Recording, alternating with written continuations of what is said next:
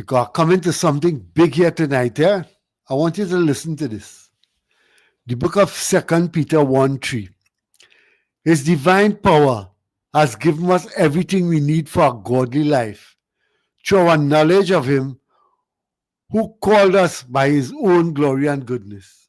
So when I say success is when you find God, success is when you understand God is the giver and maker of all things.